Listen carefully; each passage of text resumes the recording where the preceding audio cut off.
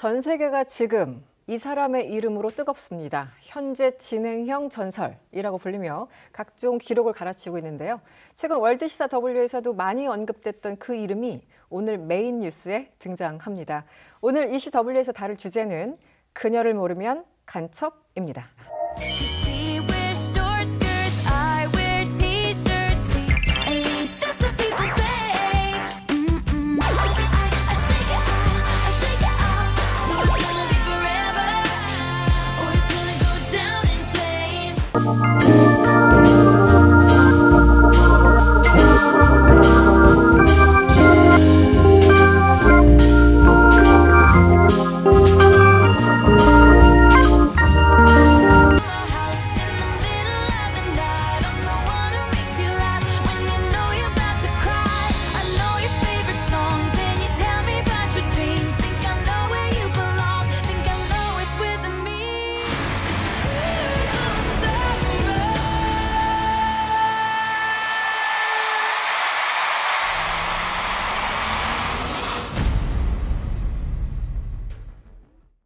네, 해외선 테일러 스위프트를 모르면 간첩이라고 하던데 그렇다면 우리나라는 간첩이 좀 많은 것 같기도 하고요. 당장 이 자리에도 있는 것 같습니다. 네, 여기서 질문 하나. 나는 테일러 스위프트를 너무 잘한다 혹은 어저께 처음 들었어요. 다양한 의견이 있을 것 같은데 일단 구정은 기자님은 그래도 우리 방송에서 테일러 스위프트를 호불호와 상관없이 많이 언급을 하셨어요. 네, 어떻습니까? 아마 시청자분들이 보시면 제가 굉장히 스위프트 팬인 줄 아실 것 같은데 네. 이름은 당연히 많이 들었죠. 그렇죠. 근데 그 한국에서는 그 테일러 스위프트 굴욕 밈 그것도 많이 들었을 정도로 미국의 스타라는 생각이 좀 드는 거는 사실이에요. 저는. 키미아 씨는 어때요?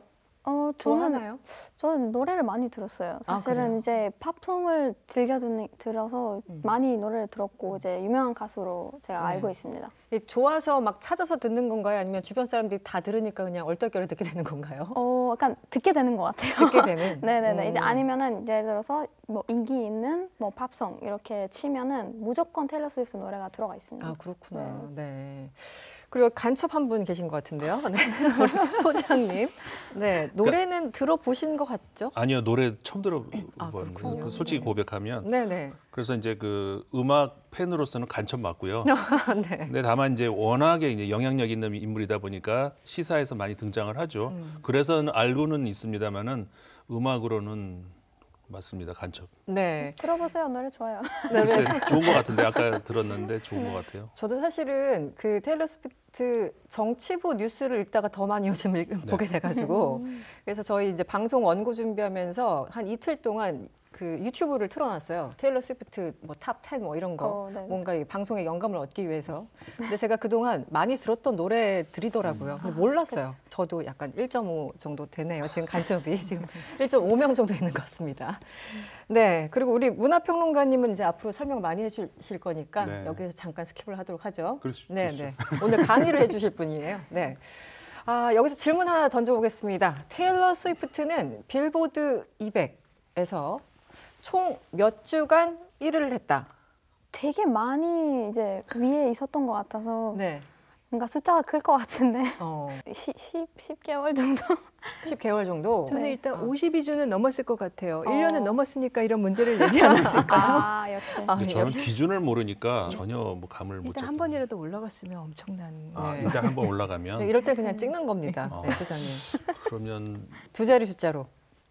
주인데 두 자리예요? 그러면 힌트 많이 드렸어요. 네. 두 자리 숫자가 너무 넓잖아요. 20주? 20주. 많이 안 되나? 정답은 저도 몰랐는데요. 정답은 69주. 그러니까 제 말이 맞네요. 52주는 넘겼잖아요. 그러네요. 네. 와우. 솔로 가수로서는 가장 오래 1위에 머물렀다고 하는데요. 그럼 일단 그녀가 누구인지부터 빠르게 짚고 넘어가야 할 것 같습니다. 구정은 기자님, 대략적인 그 위대한 업적에 대해서 사실 이렇게 주시죠. 그래미 몇 회, 빌보드 몇 주 이런 거 기록이 사실 참 팬들한테 무슨 그렇게 대단한 의미가 있냐 싶지만 또 의미가 있잖아요. 또 우리 그래미상 그러니까 작년에 4번 받아서 뭐 4번째 수상한 가수라는 것도 자체가 기록이 됐고, 네. 그러니까 뭐 찾아보니까 빌보드 앨범 차트 역사상 가장 오래 1위에 머문 솔로 가수라고 나오더라고요. 역사상 가장 많은 1위 앨범을 가진 여성 가수 뭐 이런 네. 수식어도 있고, 또 3월 2일자로 이제 빌보드 메인 앨범 차트 이제 빌보드 200의 탑 10 누적 진입, 이거 진짜 어려운데 갈수록 어려워지네요. 네, 총 384조. 와, 이쯤 되면 거의 뭐 이게 비틀스의 그 전 기록을 경신한 거라고 합니다. 네. 와, 숫자들이 그냥 대략 몇 줄만 들어도 어마어마하다는 느낌이 드는데, 그래서 오늘 이분을 모셨죠. 김용래 평론가님, 도대체 이게 어떤 업적인지, 그리고 우리는 이제 비틀즈 하면 뭔가 이게 역사 속의 인물처럼 느껴지는데, 지금 현 세대 같이 동시대에 살고 있는 어떤 가수가 막 비틀즈와 비교되니까 뭔가 좀 비현실적이라는 느낌마저 들고, 그렇죠. 어떻습니까? 그러니까 사실 테일러 스위프트만큼 제가 음악에 대한 이야기를 방송에 나가서 하면서 매번 새롭게 처음부터 말해야 되는 가수가 이렇게 많지 않아요. 네, 우리 아까 간첩 간첩이 얘기했지만 많아서. 전 국민의 상당수가 간첩일 정도로 테일러 스위프트의 미국 내에서의 인지도, 전 세계적인 인지도에 비하면 한국 내에서의 인지도는 극히 예외적이라고 할 만큼 낮은 편입니다. 근데 그런 것 같아요. 저 나름대로 몇 가지 이론을 한번 만들어 봤거든요. 이유를. 네. 근데 일단은 요즘은 워낙에 K-팝 시대고 팝 음악을 필수적으로 듣지 않는 시대가 됐어요. 아주 뭐 예외적으로 영화 음악에서 유명하다든지 어떤 OST로서 유명한 음악들이 있으면 그게 이제 뭐 밈처럼 화제가 되는 경우는 있지만 네. 미국에서 문화적으로 뭐 어떤 거대한 흐름을 만들어내는 팝 가수다 그래서 한국 대중들이 그걸 필수적으로 듣지 않는 시대가 됐죠. 사실은 팝의 세대에서 K-팝 세대로 넘어갔기 때문에. 그래서 테일러 스위프트가 아무리 위대해도 나는 뭐 내 취향은 아닌데, 나는 잘 모르겠는데 하는 대중들이 많을 수밖에 없고요. 또 이 한국 팬들이 전통적으로 팝 음악을 즐겼던 그런 경향을 보자면, 우리가 여가수니까 뭐 여가수로만 비교를 해봐도 네. 보통 디바 스타일의 여자 가수를 굉장히 좋아합니다.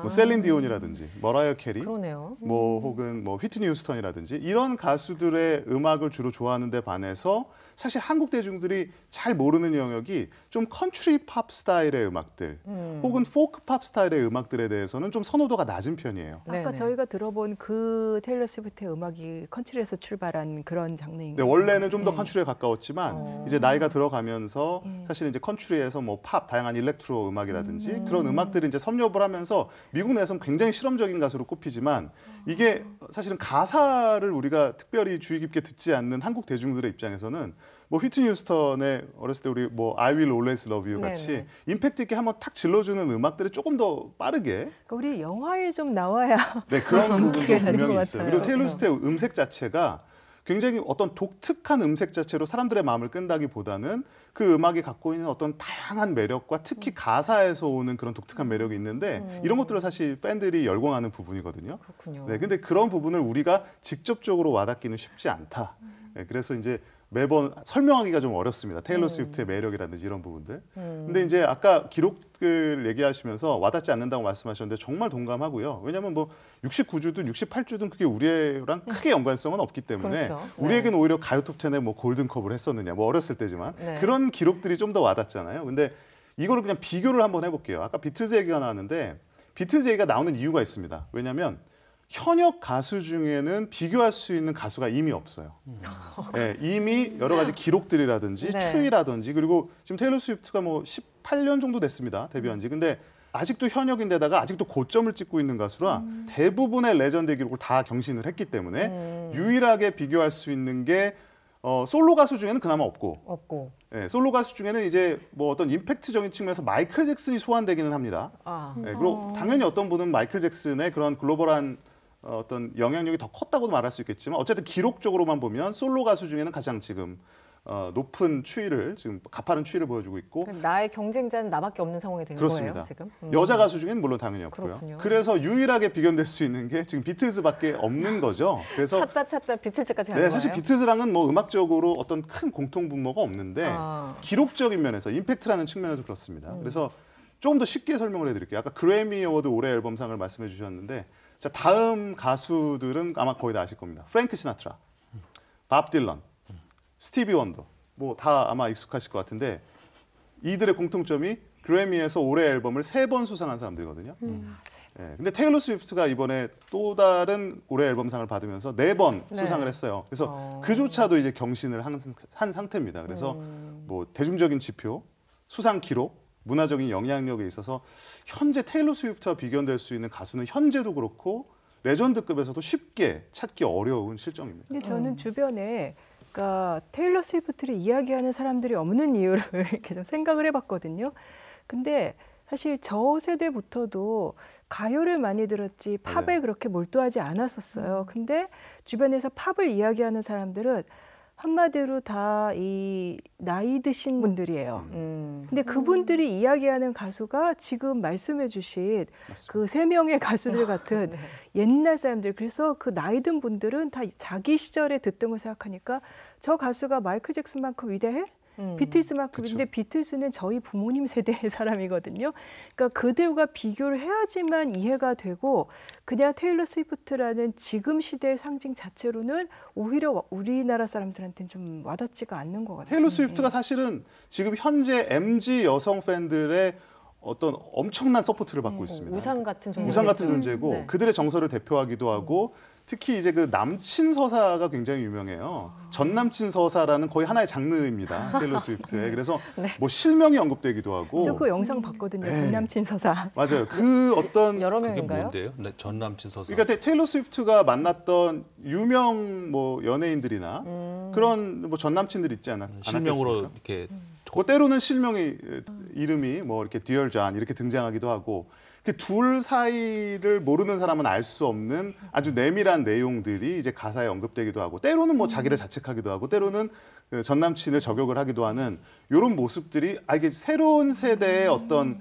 가사 작법이다라는 평가를 듣고 있어요. 과거에는 우리가 뭐 예전에 헤어진 연인을 이야기하더라도 굉장히 그걸 이렇게 뭉뚱그려 얘기합니다. 그냥 뭐 떠나간 너에 대해서 뭐 아련한 추억이라든지 가슴 아픈 떠나지 마, 가지 마, 돌아와 이런 정도인데 네. 테일러 스위프트는 그 추억들을 굉장히 아주 개인적인 이야기들을 노래에 풀어내고 그거를 그 미국 언론은 이제 크립틱하다 그래요. 아주 암호처럼 숨겨놓습니다. 그러면 듣는 사람들이 뭔가 그걸 하나하나 찾아내고 아 이건 이 사람이야. 이건 이 사람과 몇 년에서 몇 년까지 만났으니까 아마 이런 얘기일 거야라고 추리하는 또 그 뭐 재미라고 할까요? 좀 재미라고 하니까 이상한데요. 그래서 MZ 그 여성들이 특히 더 뭔가 굉장히 열광하죠. 예, 동기부여도 되고 거기 완전 이입도 되고 여러 가지 감정들을 느끼는 거군요. 근데 그게 이영만리 그것도 한국 팬 입장에서는 휘트니 휴스턴이나 셀린 디온이나 이런 팝 디바를 즐기던 그런 방식과는 너무 맞지 않는 거예요. 그러네요. 사실은 감정이입도 쉽지 않고 이제 그런 부분들이 좀 괴리를 만들어내는 게 아닌가 싶어요. 네. 일단 영어부터 배워야 되는 일단 영어부터가 예,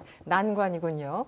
알겠습니다. 일단 영향력에 대해서 대략 들어봤고요. 경제적 효과에 대해서 얘기를 좀 해보겠습니다. 우리 좀 빈칸을 한번 맞춰볼까요?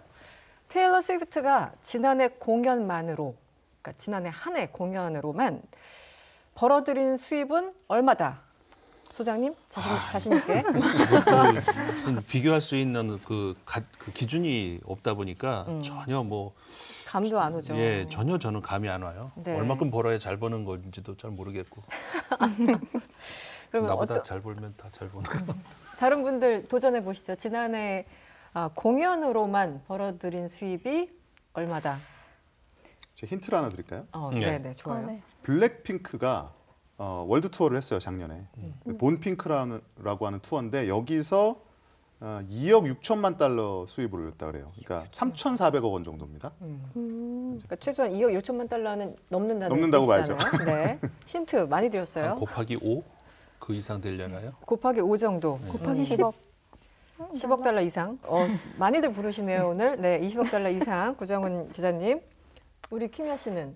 저도 한 뭐 5배 정도라고 생각해요. 저도. 네, 다들 굉장히 과감해지고 계세요, 지금. 네. 약간 무서워졌어요. 1위에 계속 많이 올라갔으니까 좀 많이 벌지 않았을까. 이거 정답을 맞히면서 테일러 스위프트 팬과 블랙핑크 팬 모두에게 비난을 받는 게 아닌가라는 두려움이 갑자기 엄습합니다. 네, 저도 살짝. 저도요. 저 아까 10배라고 하실 때 큰일 나겠는데.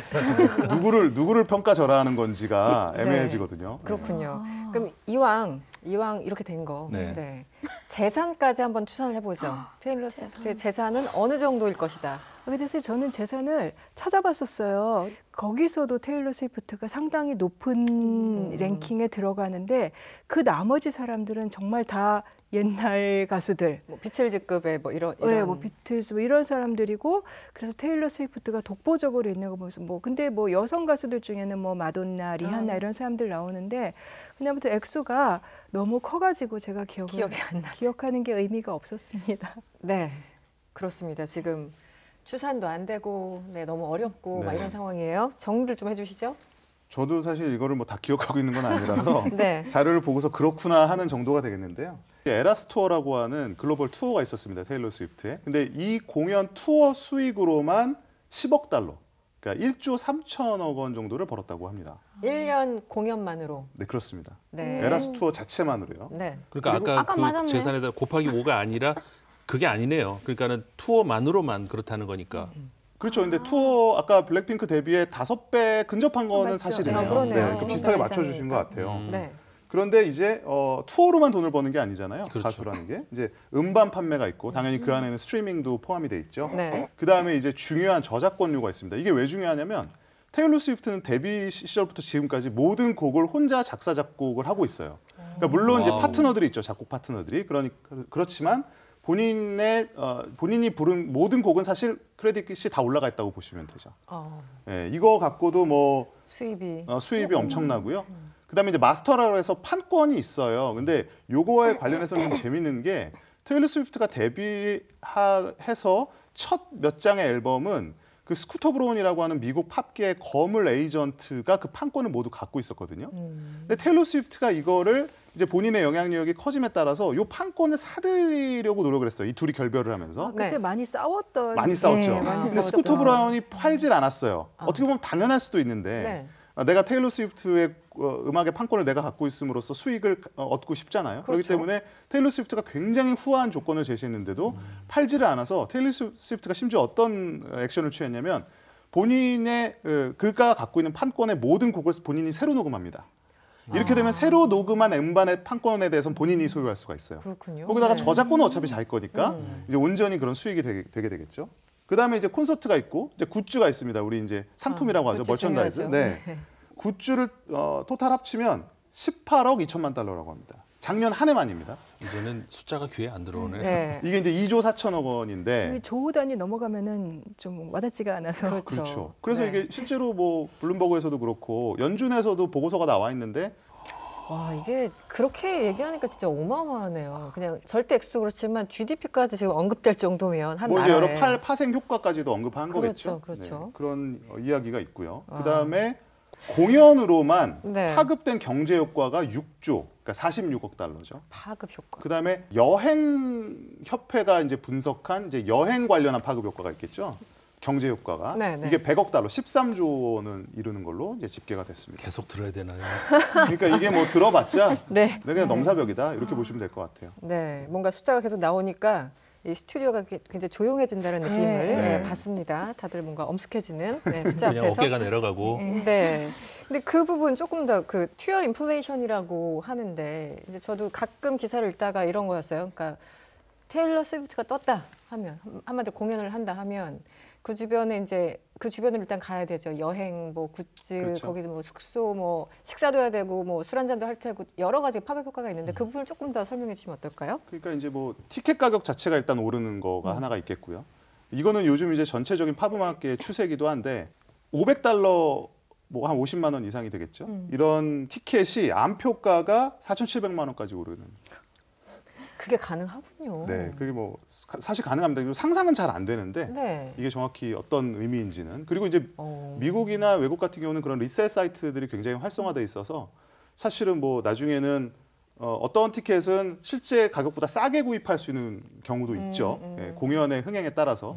하지만 이렇게 테일러 스위프트 같이 이제 표 자체를 구하기 어려운 경우에는 뭐 자리가 좋은 자리겠지만 네. 500달러짜리가 4,700만 원까지 불법은 아닌 3만 불. 불법은 아닌. 뭐 이제 암표라고 하니까 여기서는 이제 살짝 그 네. 정상적인 루트가 아닐 수 있겠다는 생각은 듭니다. 네, 왜냐하면 냄새가 실제 나요. 리셀 사이트 같은 경우에는 어느 정도 가격에 대한 한계치가 존재하기 때문에 아마 이거는 뭐 합법적인 경로는 아닐 것 같아요. 네. 네. 그러니까 아까 말씀하신 것처럼 이렇게 파급 되는 그 경제 효과 이게 크다 보니까 예를 들어서 그 테일러 스위프트가 한번 움직인다 그러면은 그 사람만 벌어들인 돈뿐만 아니라 그쵸. 그 주변에 돈들이 따라다닐 거 아니에요. 네.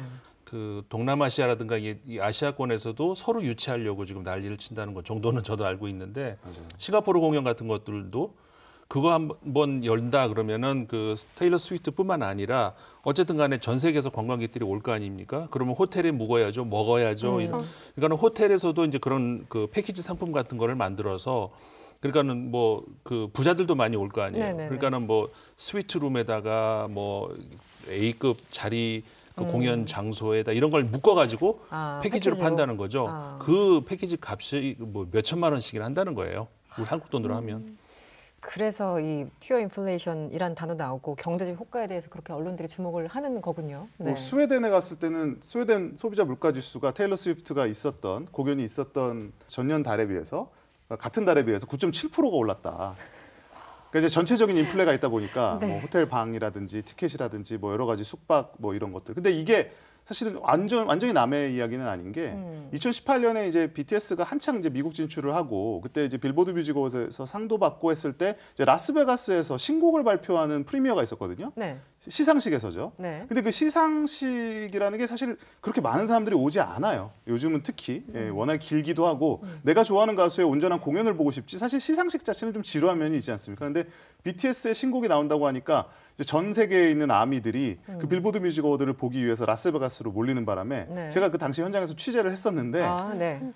숙박을 구할 수가 구할 없었어요. 수 없- 네, 구할 수가 없었고 뭐 택시를 타면은 그 기사들이 이제 아시아인이 탔다고 하면 바로 BTS라는 말부터 먼저 꺼낼 정도로. 근데 예, 이게 그러니까 팬을 안 해본 분들은 대체 왜 저렇게까지 그쵸. 난리야라고 할 수 있는데 한번 팬을 해본 사람들은 네. 다 알거든요. 네. 아니 이렇게 될 수밖에 없거든요. 왜 소위 덕질을 할 수밖에 없는지. 덕질하다 보면은 네. 결국은 돈을 쓰게 됩니다. 네. 저는 사실 방구석 덕질인데도 이게 돈이 솔찬히 나가요.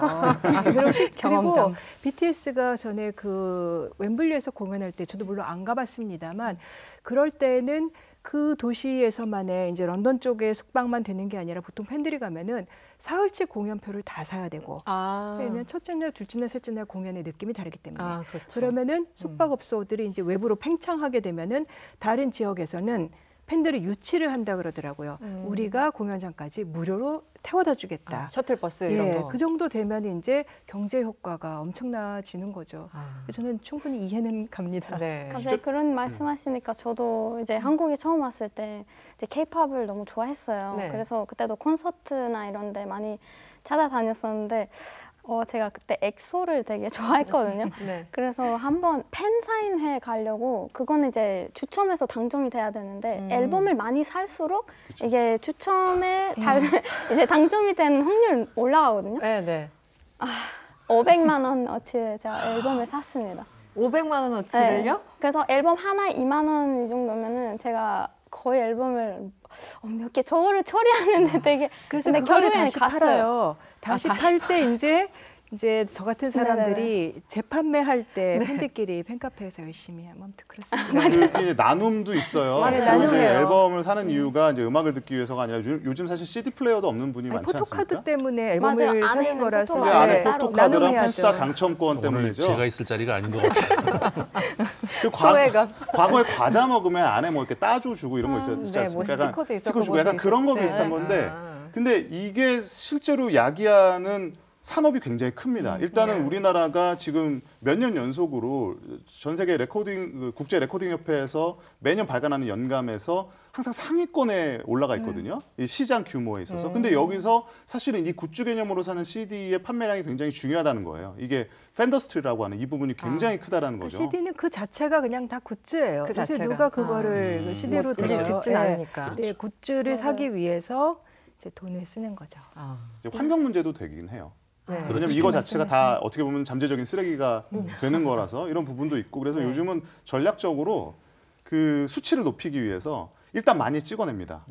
그 다음에 이거를 계속 팬 사인회를 하면서 이걸 소진하는 방식으로 네. 그래서 선제작 후 소비 네. 네, 이런 식의 또 전략이 뭐 좋은 건 아닙니다만 네. 돌아가고 있기도 해요.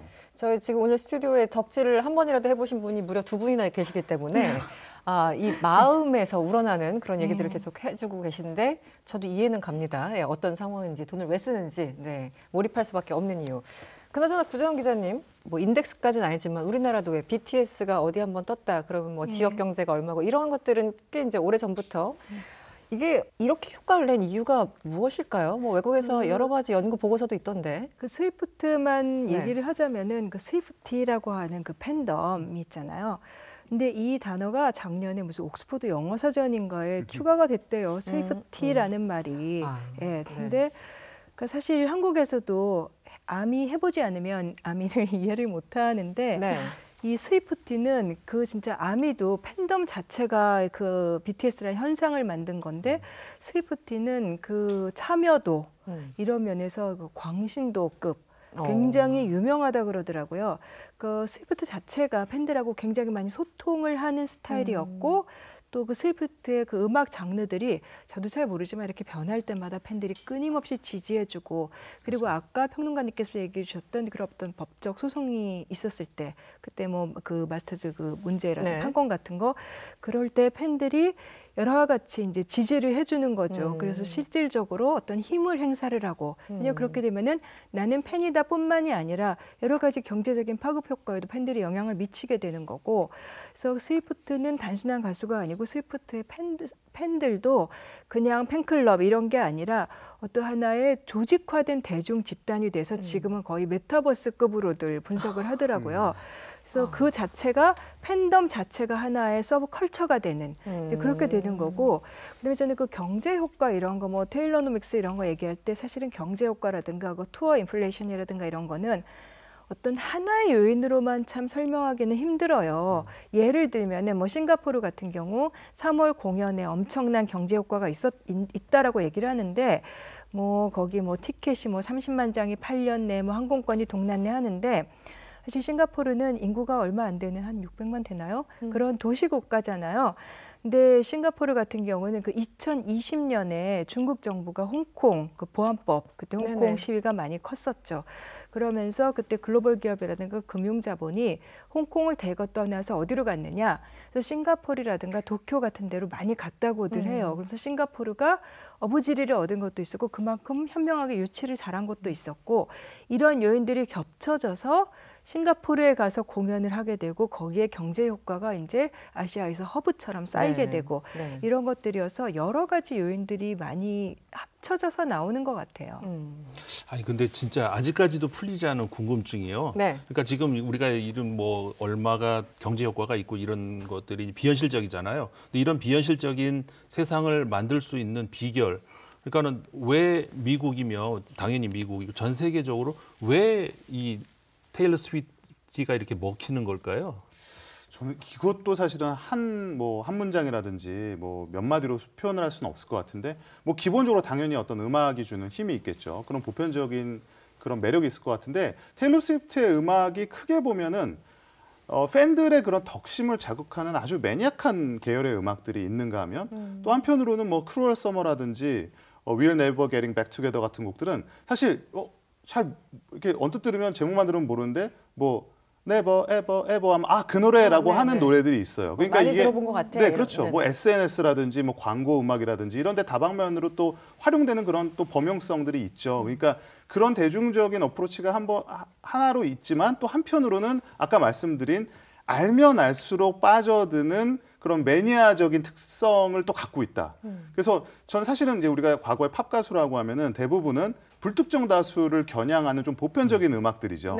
그런 음악들은 우리가 듣기에도 쉽고 이해도 쉽고 왜 인기가 있는지를 확실히 알 수 있지만 테일러 스위프트의 인기는 사실은 그런 불특정 다수가 좋아하는 보편적인 음악 플러스 데뷔부터 지금까지 이어져 오는 우리로 따지면 아이돌 그룹과 같은 하나의 긴 호흡의 서사가 있어요. 이제 그런 서사들이 예를 들면 아까 뭐 정말 잘 설명해 주셨는데 새로운 음반을 내놓을 때마다 이번에는 완전히 또 다른 장르로 깜짝 놀라게 해준다든지 이전까지는 뭐 어떤 사랑에 빠진 연약한 어떤 소녀의 마음을 표현하는 앨범이 뭐 하나의 컨셉이었다면 이번 앨범에는 갑자기 뭐 여전사처럼 해서 나온다든지 혹은 이전까지는 컨츄리 계열의 어떤 굉장히 보수적이면서도 네. 보편적인 어떤 가수의 이미지였었는데 갑자기 뭐 진보적인 아젠다를 말하는 뭐 페미니스트의 아이콘으로 등장한다든지 이런 어떤 이미지의 변화, 아이덴티티의 변화, 거기에 따른 뭐 가장 중요한 거는 사실 그 시대의 가장 트렌디한 사운드를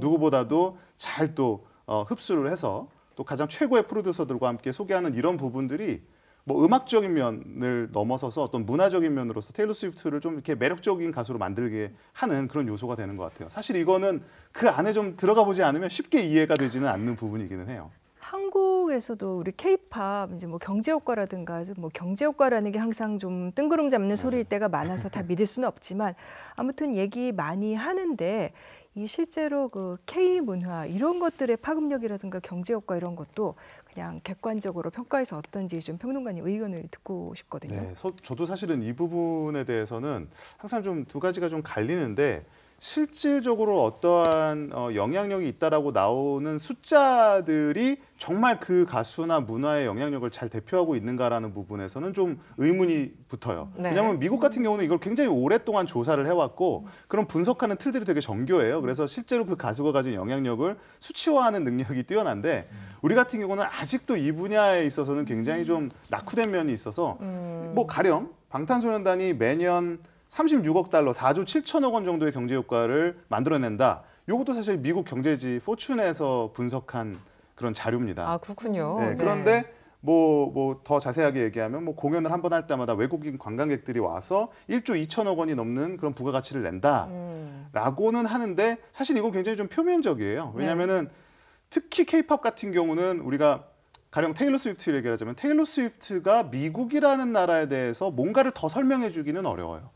미국이라는 나라 자체가 우리가 워낙에 익숙하고 이미 뭐 팝 음악의 종주국이고 세계 대중문화의 중심이니까 사실 테일러 스위프트가 미국을 더 높이거나 낮추는 데는 어떤 큰 영향력이 없을 수 있는데 방탄소년단은 사실 대한민국이라는 국가 브랜드라든지 K컬처 전반에 대한 영향력 같은 것들이 훨씬 더 개발할 여지가 많거든요. 근데 이런 부분들은 조사를 어떻게 하느냐, 네네. 혹은 어떤 부분을 조사를 할 건가라는 부분이 있어서 사실은 정확히 좀 포착되기는 어려운 면이 이 있습니다. 경제 효과가 그 정도보다도 훨씬 많을 것 같아요. 지금 보니까 하이브 작년 매출만 2조 원이 넘던데. 네, 아, 네. 네. 이제 매출의 부분인데 사실 매출이 그 정도라고 하면 거기서 파생되는 이제 부가가치라는 부분들은 사실 정확히 상상하기는 어려워요. 왜냐하면 예를 들면 K-팝이 우리가 잘 나감에 따라서 외국의 한국어 클래스가 뭐 갑자기 마감이 된다. 네네. 근데 그게 경제적 효과가 얼마인지는 우리가 말하기 어렵지만 그렇죠. 거기서 파생되는 여러 가지 일이라든지 뭐 관련 산업들이 있을 거라는 건 분명하거든요. 이제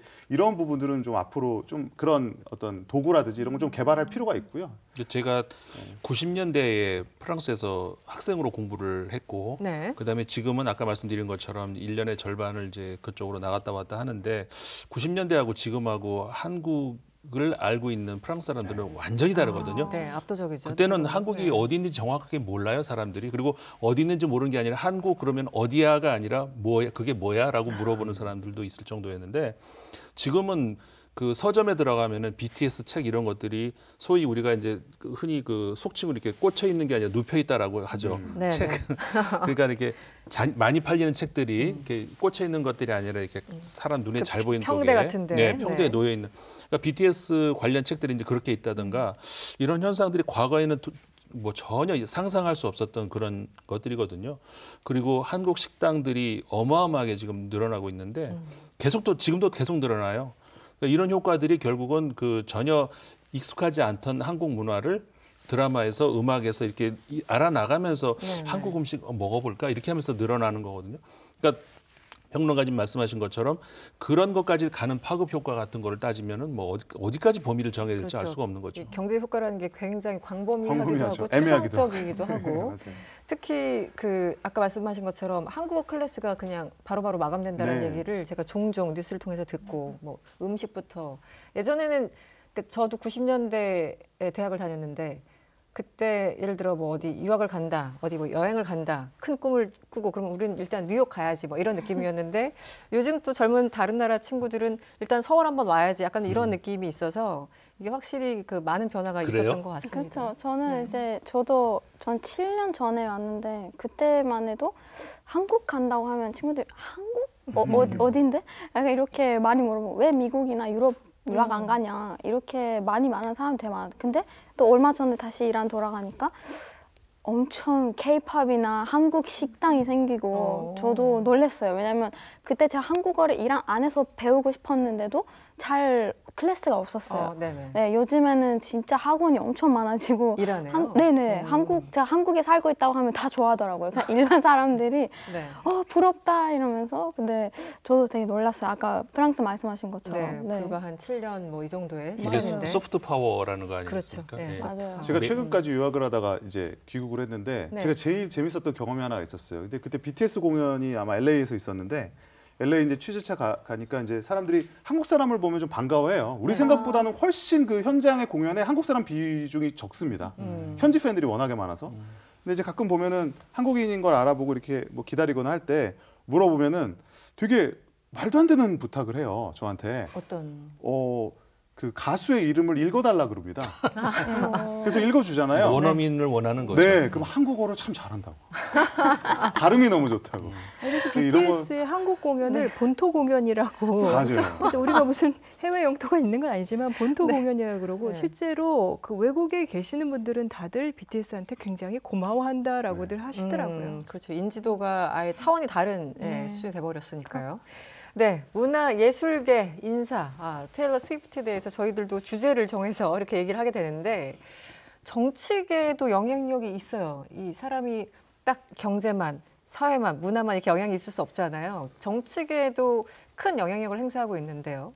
테일러 스위프트 하면 어떤 정치인이 떠오르시나요, 소장님? 저는 뭐 일단 이 문화계 인물이 정치에 영향을 미친다 하면 민주당 계열이 더 많은데 일반적으로 했던 것 같아요. 네, 그렇죠. 그래서 아마 그 스위프트도 바이든 대통령 아닐까. 그렇죠? 바이든 쪽에. 네. 이 시사 프로그램에서 계속해서 이야기하는 것 자체가 우리 결국 바이든 때문이잖아요. 그렇죠. 예, 실제로 뭐 바이든 지지했었고 그리고 전에도 한번 말씀드렸지만 트럼프를 지지하는 팝 가수들, 미국의 가수들, 뮤지션들과 그 바이든을 과거에 지지했거나 지금 지지할 가능성이 높은 이제 가수들을 이렇게 쭉 보면은 사실 그 말씀하신 대로 트럼프를 지지하는 사람들 중에는 저는 제가 잘 몰라서 그런지 워낙에 그쪽 문화를 몰라서 그런지 사실 제가 잘 아는 사람들은 없더라고요. 이름들을 쭉 봐도 네. 없고 정말 옛날 사람 이분이 아직도 살아 있었어 하는 분들 말고는 네. 사실 잘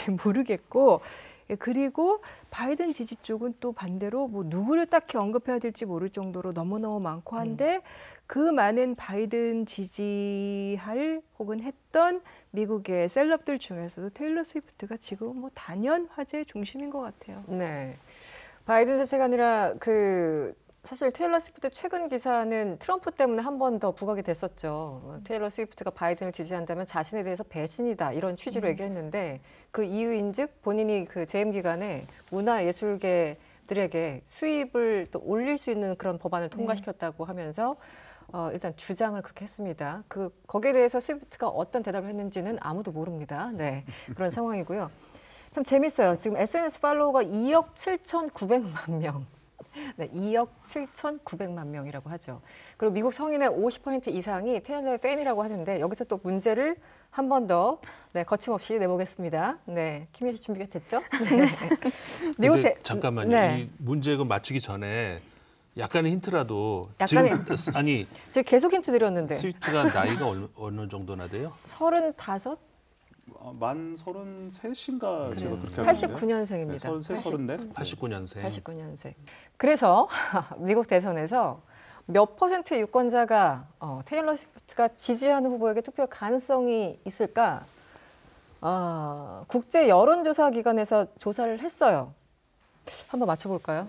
몇 퍼센트였을 것 근데 같아요? 이게 문제가 음. 몇 퍼센트의 미국의 유권자가 테일러 스위프트가 지지하는 후보에게 투표할 것이냐잖아요. 네. 그렇다면 저는 테일러 스위프트가 바이든을 지지할 거라고 생각하고 있고 그러면 바이든이 몇 퍼센트를 득표를 할까라는 거의 그 미국 대선 결과 맞추기인데요. 그렇죠. 예. 거기도 몇 퍼센트 때문에 당락이 결정되기 때문에 예. 사실은 테일러 스위프트가 지정하면 혹은 얘기를 하면 그쪽에 굉장히 가능성이 표가 높아지는 움직일 수 건 있다. 그렇죠. 왜냐하면 접전 지역 뭐 이런 데서 만약에 그렇죠. 특히 MZ 세대들이 투표장에 가는 게 관건인데 그 나라도 15%는 갈 것 같아요. 오, 근접하신 것 같아요. 아, 그래요? 네네. 몇인데요, 답이? 네. 대선인데 그렇게 많은 와. 그러니까. 영향을. 아니 근데 지금까지 그 들은 이런 정보를 보면은 그 정도는 갈 것 같은데요. 그 정도의 효과라면 어때요? 저는 한 10% 미만이라고 아, 생각했었는데. 그렇군요. 네. 네.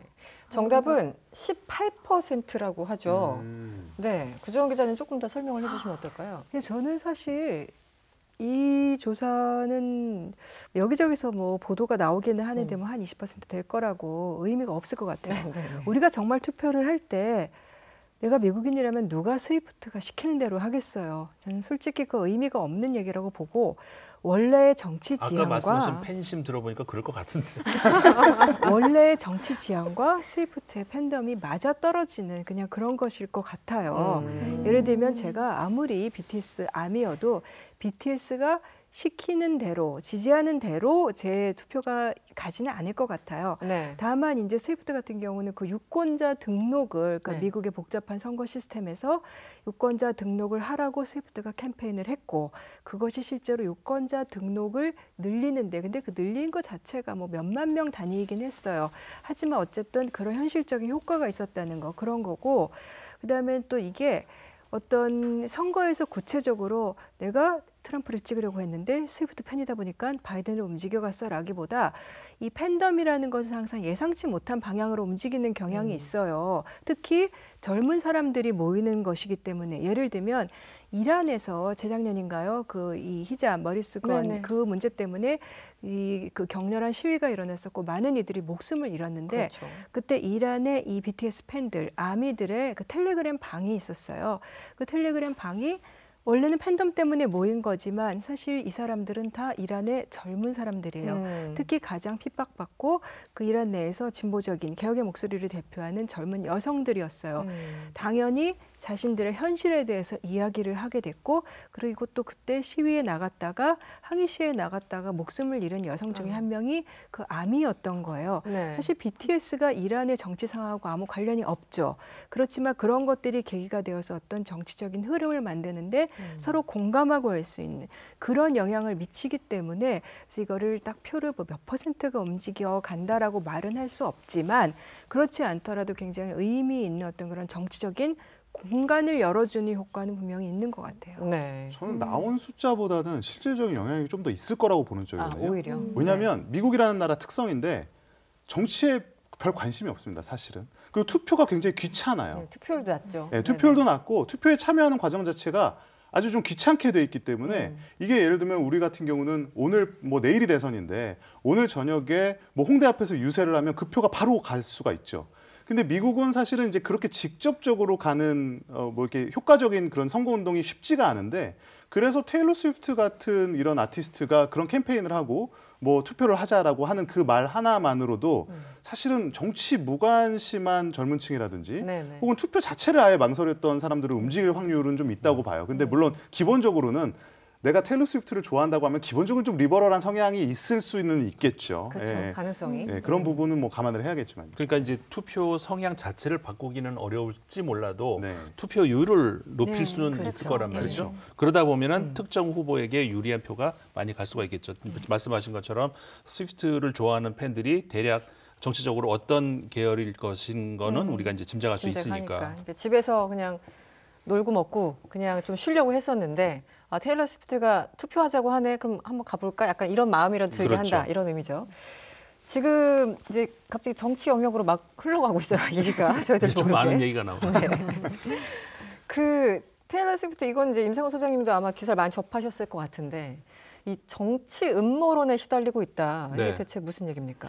저도 이제 아까 초반에 말씀드렸다시피 음악은 안 들어봤지만 시사에서 많이 등장하는 인물이다 보니까 네.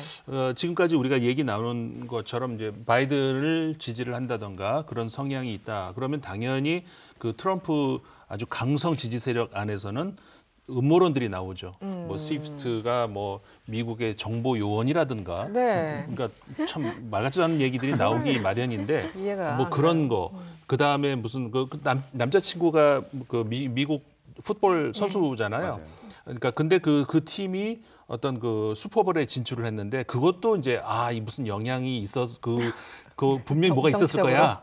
뭐 이런 거라든가.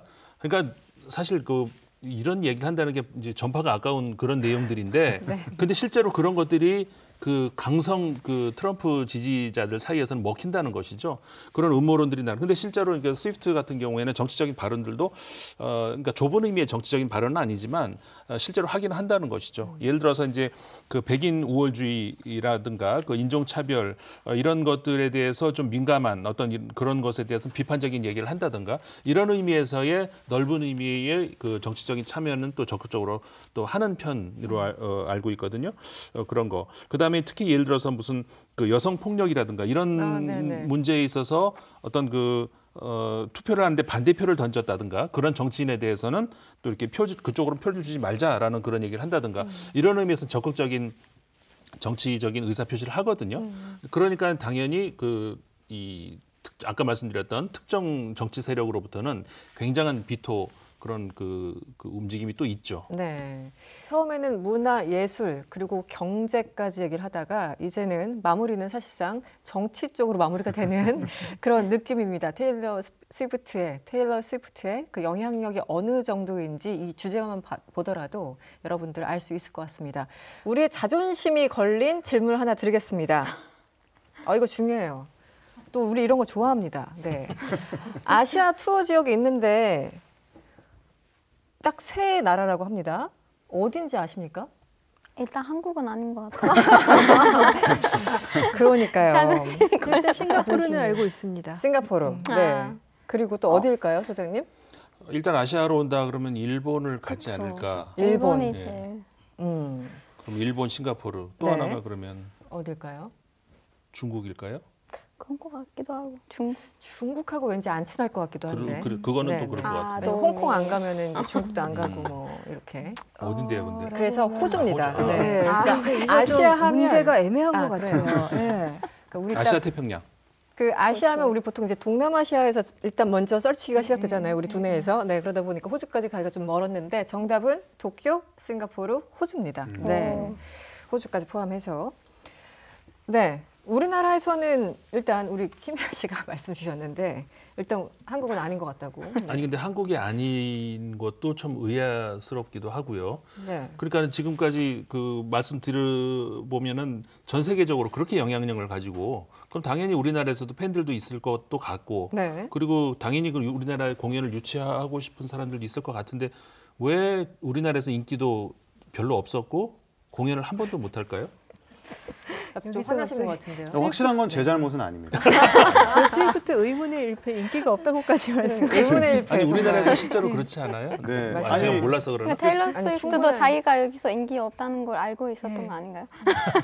잘 그래서 안 모르는 거. 온다. 한국에 오기는 왔었죠. 아 그래요? 2011년인가 한번 왔었는데 그때 의문의 일패를 당했었죠. 뭐 다 당연히, 아시겠지만 네. 지하철에서 알아보지도 못하고 아무도 심지어 못 인증샷을 그 찍은 사람이구나. 사람조차도 테일러 스위프트가 모르는지 모르고 네. 예쁜 백인이 있어서 찍었다라고 했을 정도로 그래서 스위프트 굴욕짤. 굴욕짤이에요. 아, 나 그건 그게- 알았는데 그 사람이 그 사람이야. 그 사람입니다. 가가.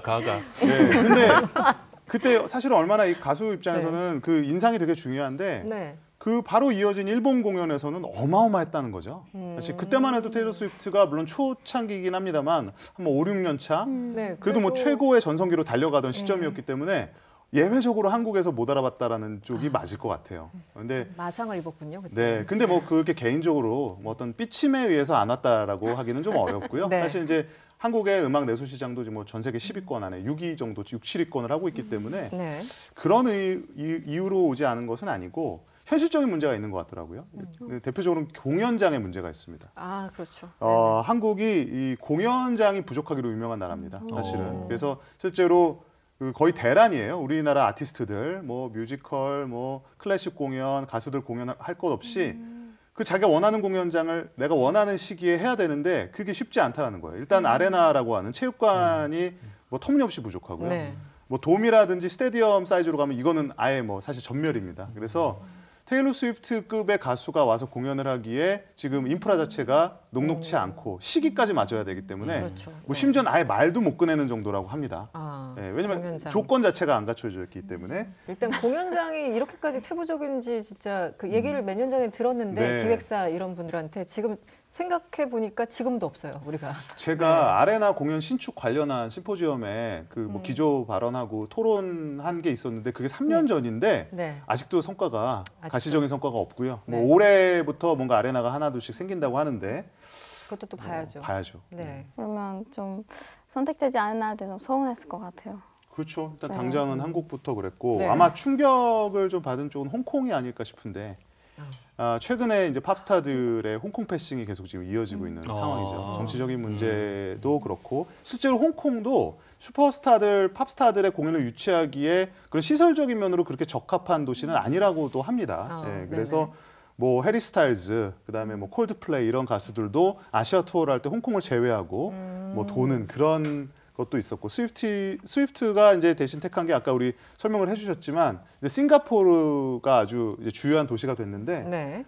사실 인구가 600만 명밖에 안 되는데 여기서만 6번이나 공연을 한다고 합니다. 그러니까 6번은 너무 지나치는 차별이죠? 거 아닌가요? 네. 지나치다라고 말할 수 있을지 모르겠지만 아무튼 네. 싱가포르는 테일러 스위프트의 투어라는 관점에서 보면 축복받는 땅이 됐습니다. 그렇게 됐군요. 유난히 거기를 좋아하는 이유가 있나요? 저도 뭐 사실 그거는 잘 모르겠어요. 근데 여러 가지 조건적인 측면도 분명히 있을 것 같고요. 예. 싱가포르가 많이 유치를 하고 있다고 그쵸. 하더라고요. 그리고 공격적으로 이제 하고 아시아 있고. 허브로. 그러니까 거기 싱가포르 사람들이 가서 보는 건 아니니까요. 네네네. 예, 주변에서 다 가는 거고. 아. 예, 그래서 한국도 그런 요즘 뭐 연말 가요 시상식 이런 걸 할 때 원래는 홍콩, 도쿄 이런 데 많이 하다가 최근에 이제 맞아요. 한국은 뭐 태국이라든가 방콕이라든가 여러 곳으로 우리도 늘리고 있잖아요. 네네. 그러니까 그런 차원에서 그 유치 경쟁이 좀 있고 거기서 싱가포르가 승자가 된 것 같아요. 그렇군요. 그래서 뭐 그런 그 아쉬움을 달래려는 어떤 심리가 있겠죠. 작년에 저도 사실은 갔습니다만 네. 그 저희 큰 딸이 워낙에 또 스위프티 아주 맹렬한 스위프티입니다. 그래서 네.